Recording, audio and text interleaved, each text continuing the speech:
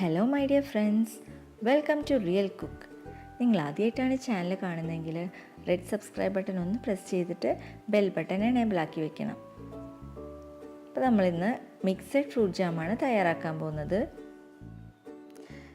ഞാനിവിടെ 2 ആപ്പിൾ എടുത്തിട്ടുണ്ട്, 2 medium orange, പിന്നെ കുരുവില്ലാത്ത മുന്തിരി 1 കപ്പ് സ്ട്രോബെറി. നമുക്ക് വേണമെങ്കിൽ പൈനാപ്പിൾ ആഡ് ചെയ്യാം, മാങ്ങ ആഡ് ചെയ്യാം. പക്ഷെ നിങ്ങൾ തണ്ണിമത്തനൊന്നും ആഡ് ചെയ്യരുത്. ഞാനിവിടെ 2 കപ്പ് പഞ്ചസാര എടുത്തിട്ടുണ്ട്. പഞ്ചസാര നിങ്ങളുടെ ടേസ്റ്റിനനുസരിച്ച് ചേർക്കാം, കാരണം ചില ഫ്രൂട്ട്സ് നല്ല പുളി ഉണ്ടാവും. അപ്പോൾ അതിനനുസരിച്ച് പഞ്ചസാര കൂട്ടി കൊടുക്കണം.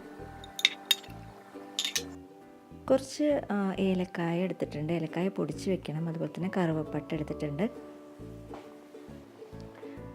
നമുക്ക് ആപ്പിളൊന്ന് ഗ്രേറ്റ് ചെയ്ത് വെക്കാം.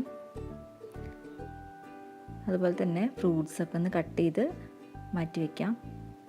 ഓറഞ്ചിൻ്റെ കുരു കളയാൻ പ്രത്യേകം ശ്രദ്ധിക്കണം. നമുക്ക് ഈ ഫ്രൂട്ട്സ് എല്ലാം കൂടിയിട്ട് മിക്സിയിലൊന്ന് അരച്ചെടുക്കണം. ഇനി ഒരു പാൻ എടുത്തിട്ട് അതിലേക്ക് ഈ ആപ്പിൾ ഗ്രേറ്റ് ചെയ്ത് വെച്ചത് ചേർത്ത് കൊടുക്കുകയാണ്. 1 കപ്പ് പഞ്ചസാര നമ്മളിപ്പോൾ ചേർത്ത് കൊടുക്കുന്നുണ്ട്. പിന്നെ ആവശ്യത്തിന് പിന്നെ ചേർത്താൽ മതി. നമുക്ക് ഈ അരച്ച് വെച്ചിട്ടുള്ള ഫ്രൂട്ട്സ് എല്ലാം കൂടിയിട്ട് ഇതിലോട്ട് ആഡ് ചെയ്ത് കൊടുക്കാം. ഇനി നന്നായി ഇളക്കി മിക്സ് ചെയ്ത് കൊടുക്കണം. നമുക്ക് ഫ്ലെയിം ഓൺ ചെയ്തിട്ട് ഇത് നന്നായിട്ട് വെള്ളം വറ്റുന്ന ഇതുവരെ നമ്മളിതൊന്ന് ഇളക്കി കൊടുക്കണം.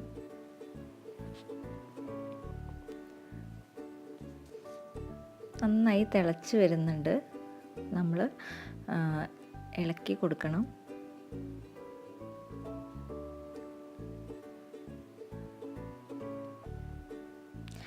കുറച്ച് ഏലക്കായുടെ പൊടി ഇട്ട് കൊടുക്കുക. അതുപോലെ തന്നെ കറുവപ്പട്ട ഇട്ട് കൊടുക്കണം.